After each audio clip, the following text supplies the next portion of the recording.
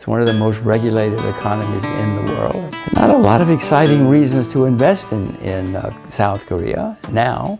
Well, it's not my first book published in Korea, but it's my first book about and specifically for Korea, done in Korea. I, for a while, have realized that Hanbando is going to be the most exciting place in the world soon. Once the 38th parallel opens up, this place, Hanbando, is going to be the single most exciting place in the world.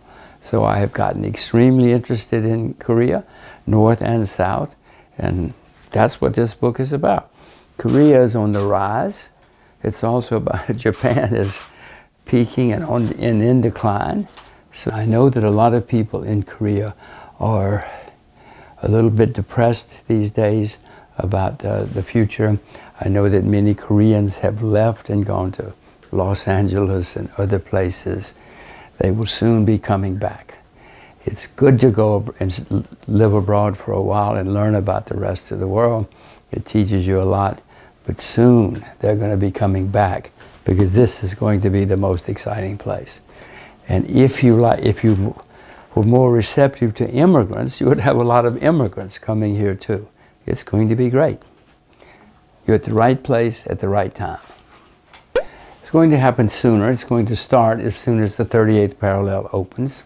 It will certainly last for at least 10 or 20 years once the change starts. When the 38th parallel opens and South Korea is receptive to the North and the North is receptive to the South, yes, when there is an open economy, an open country, maybe two countries, doesn't matter. As long as there's a free flow of people and capital, this place is going to be extremely exciting. It's interesting the way you put it, as though it's the North Koreans' fault. The North Koreans have been trying.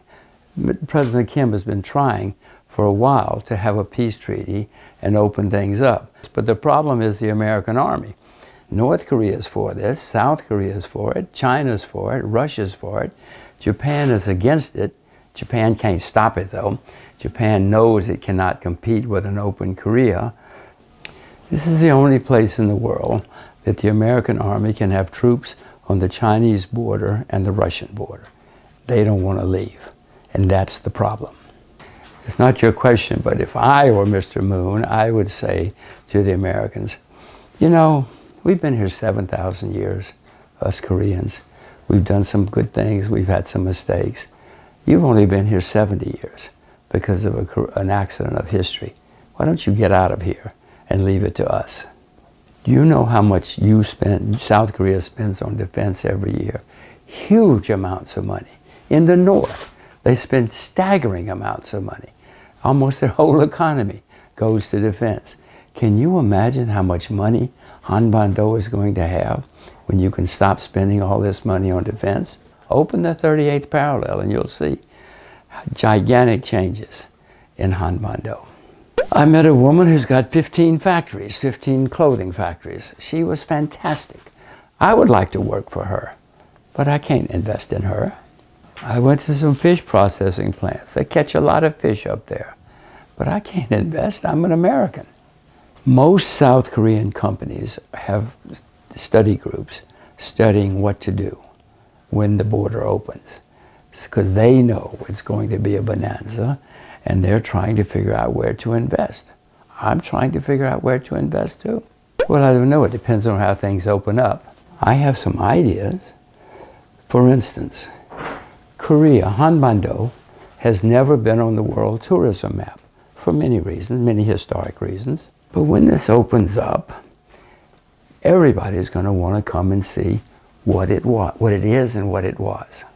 And when they come to Hanbando, they're going to see natural sights, beaches, temples, beautiful buildings. They're going to see it's a fantastic place to visit. And food. Many people like Korean food. It's a lot here. So tourism and travel, you're going to be on the world tourism. Most people, when they think about travel, or even when they think about travel to Asia, they don't think about Korea.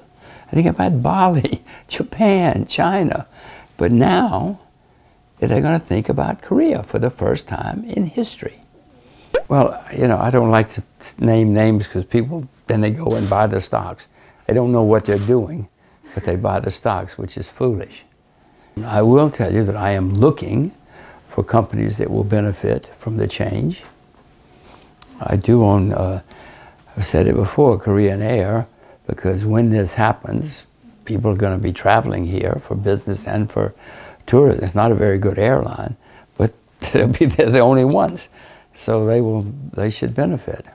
Well, I have invested in South Korea in the past, probably not at the moment, because the market's up in Korea. People want to work for the government. You know, you're not having babies. The debt is going up. The population is not rising. There's uncertainty. This is not a very exciting and dynamic place right now. K-pop is wonderful. My daughters love K-pop, but it takes more than that to have an open and thriving economy. You don't like foreigners, you know, you don't have many immigrants because you don't want them to come here. The government has huge regulations. It's one of the most regulated economies in the world, one of the most closed economies in the world. Not a lot of exciting reasons to invest in South Korea now, but that's going to change when the 38th parallel opens.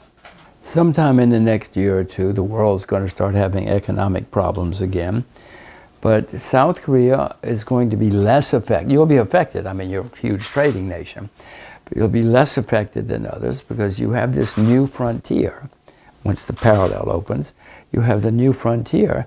And whenever there's a new frontier, it gives growth, added growth, because capital goes there. I told you so. Well, I'm not Korean. You don't have to listen to me. I have ideas, but you have to do this yourself. You already have Washington, D.C. telling you what to do. You don't need another American telling you what to do.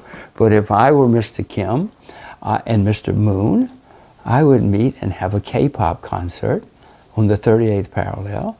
I would tear down the fences, have a K-pop concert open to the whole world, free. I want you to get me a ticket, but it would be a free concert. People from all over the world would flock. You had the Olympics here and people came. This would cost you a lot less than the Olympics cost you and have a lot better return for the future. So yeah, I would say let's have a K-pop concert at the 38th parallel. Let's stop all this madness. Let's stop this madness. This could be an extremely exciting and dynamic place if you didn't have all this madness going on. For 70 years you've been living like this. Why?